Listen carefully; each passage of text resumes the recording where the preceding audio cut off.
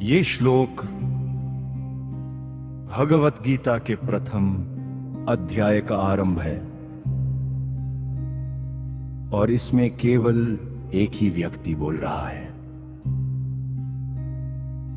धृतराष्ट्र, जो कि हस्तिनापुर के अंधे राजा हैं, वे अपने सारथी और विश्वस्त दूत संजय से प्रश्न करते हैं, क्योंकि स्वयं युद्ध भूमि का दृश्य देखने में असमर्थ है।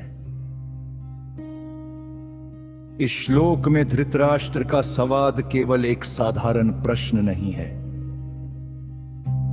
बल्कि उनके मन की स्थिति, उनके भय, उनके मोह और उनके भीतर चल रहे द्वंद्व को भी प्रकटता है। वे कहते हैं, धर्म क्षेत्रे कुरुक्षेत्रे समवेता युत्सव माम का पांडवाश्चैव किम कुर्वत संजय। अर्थात हे संजय, धर्म भूमि कुरुक्षेत्र में युद्ध की इच्छा से एकत्र हुए मेरे पुत्र और पांडु के पुत्र क्या कर रहे हैं। यहां ध्यान देने वाली बात यह है कि धृतराष्ट्र माम का और पांडवा शब्दों का प्रयोग करते हैं, यानी मेरे पुत्र और पांडु के पुत्र।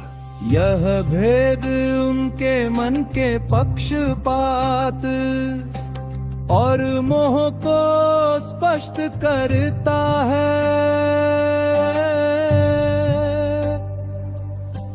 वे पांडवों को भी अपने ही परिवार का हिस्सा मान सकते थे, लेकिन उनके भीतर का लगाव केवल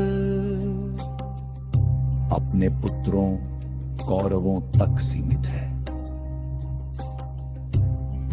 यही मोह उन्हें धर्म और अधर्म के बीच सही निर्णय लेने से रोकता। वे ये भी जानते हैं कि कुरुक्षेत्र कोई साधारण स्थान नहीं, बल्कि धर्म क्षेत्र है, एक पवित्र भूमि जहां सत्य और धर्म का ही अंततः विजय होना निश्चित है।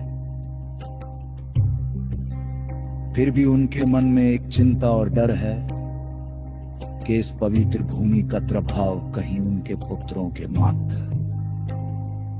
न चला जाए, क्योंकि वे जानते हैं कि उनके पुत्र अधर्म के मार्ग पर है। इस श्लोक में संजय कुछ नहीं बोलते, वे केवल श्रोता है, लेकिन आगे के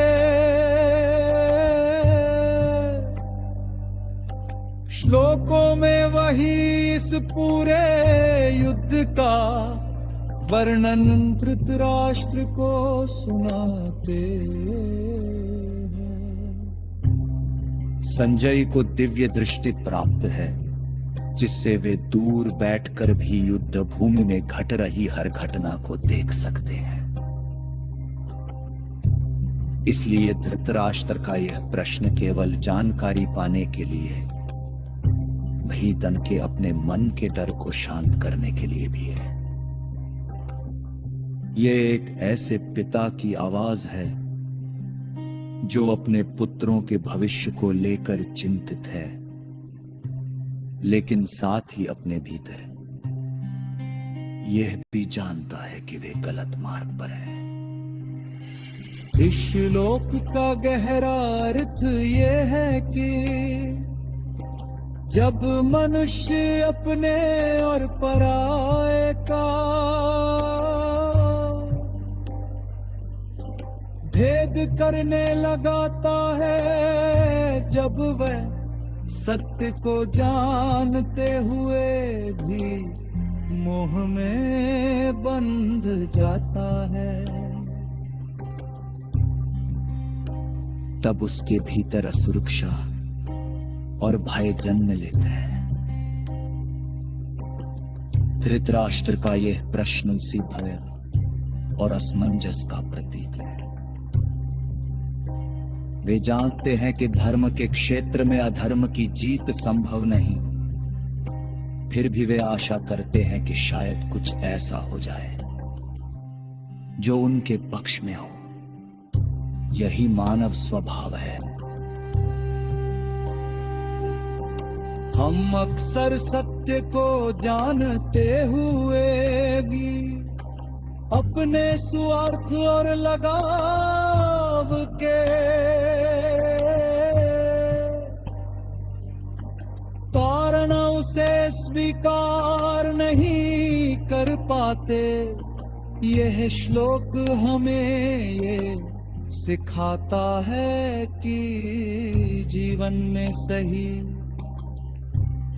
निर्णय लेने के लिए निष्पक्ष होना आवश्यक है, अन्यथा हमारा मोह ही हमारे दुख और भ्रम का कारण बन जाता है।